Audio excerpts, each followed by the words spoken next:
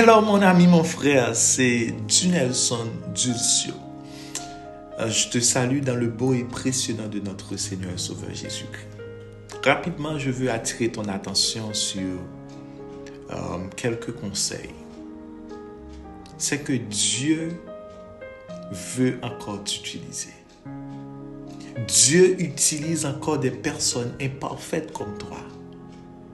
Parce que quand tu regardes la Bible, tu ne vois pas une galerie de gens parfaits. Tu vois des personnes réelles, cassées, fragiles, contradictoires. Et pourtant, Dieu a choisi de passer par ces personnes pour accomplir des choses extraordinaires. Wow. Comprenons, nous avons plein d'exemples dans la Bible. Abraham a menti en disant que Sarah était sa sœur, mais Dieu l'a choisi pour devenir le père d'une grande nation. Jacob, de son côté, a trompé son frère Ésaü et a manipulé son père Isaac. Mais Dieu a fait de lui Israël, père des 12 tribus. Rappelons-nous de Moïse. Moïse avait un problème d'élocution. Il a même tué un Égyptien, mais Dieu l'a transformé en libérateur d'Israël. Autre exemple, Rahab était prostituée, mais Dieu l'a utilisée pour protéger les Égyptiens. Et elle est devenue ancêtre de Jésus. Tu comprends bien? Prenons l'exemple aussi de Samson. Samson était impulsif, colérique, attiré par de mauvaises relations. Mais Dieu l'a utilisé pour délivrer Israël. Wow!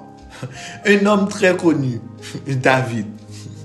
David a commis l'adultère, a tué le mari de Bathsheba. Mais il est resté qui? Un roi selon le cœur de Dieu. Pierre, de son côté, a renié Jésus 3 fois. Mais plus tard, il est devenu un pilier de l'Église chrétienne. L'apôtre Paul, de son côté, persécutait violemment les chrétiens. Mais Dieu l'a transformé en apôtre. Comprends bien. Autre exemple, même si nous prenons l'exemple de Thomas qui doutait de la résurrection et voulait une preuve physique, mais Jésus l'a utilisé pour affermir la foi de beaucoup. Nous avons plein d'exemples dans la Bible. Marie-Madeleine, nous avons aussi l'exemple de Noé. Noé lui-même de son côté s'est enivré après le déluge. Mais Dieu l'a choisi pour sauver l'humanité et les animaux. Lot lui-même a fait des choix faibles et compromis. Le fait de choisir Sodome. Mais Dieu l'a secouru par miséricorde. Comprenons bien, on a Sarah et tant d'autres de personnages dans la Bible.